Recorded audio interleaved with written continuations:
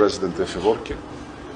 We analyze the state of bilateral relations. They are developing very intensely on the mutually beneficial basis. Its economy, of course, mining, international information communication technologies, agriculture, infrastructure, the possibilities of the port and airport of Massawa, the availability of the Russian proposals to develop industries in Eritrea. All this is going to be the subject for regular consultations between the ministries of economy, which we agreed to launch very soon, and to make these consultations a regular feature of our relations. We discussed our military and military technical cooperation on the basis of the agreements signed some time ago.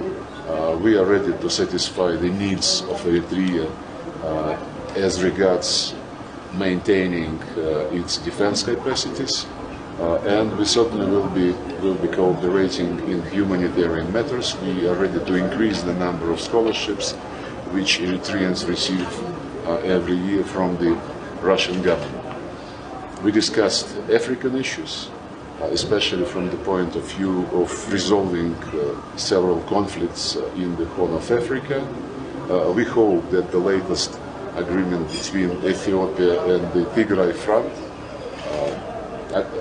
reached with the help of South Africa, with the help of Mr. Obasanjo and Mr. Kenya, will help stabilize the situation in the region, which could also be beneficial for stability of all countries situated here. Our main discussion was devoted to the changes, radical changes in the international situation. We have consolidated position in the United Nations on all the issues related to the key problems of the world, especially to the problems created by the collective West, as it were, against the Russian Federation and against any country which do not accept the claim of the US and its satellites to have hegemony on international economy, on international politics, and to dictate its will to everybody in line with the famous concept of end of history, whereby liberal democracy is imposed on everybody like the final truth.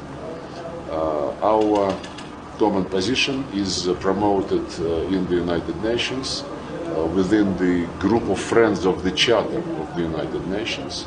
Both Eritrea and Russia, together with 20 other countries, are participants of this group, and the membership is growing. We will insist on everybody to respect the key principle of the United Nations, which is sovereign equality of states. This principle is being grossly violated and disregarded by the US, NATO, and the European Union, and this principle must be respected by them, and we will insist on this. Multipolar world is a reality. New centers of economic development, new centers of financial might and of political influence are growing objectively. This is an objective process, and the attempts which are being undertaken to stop this objective course of history are doomed to fail. And of course, we would like to launch a dialogue on the issues which will help unite countries which are law-abiding, which respect the United Nations Charter, and which should be mobilized to defend international law, to defend the values of the United Nations, not somebody's invented values which the West tries to impose on everybody else. And one of the important steps in this direction would be the second summit between Russia and Africa, which is scheduled to take place in St. Petersburg, end of July this year. We hope that President Eritrea would be personally present at this important event. Thank you very much.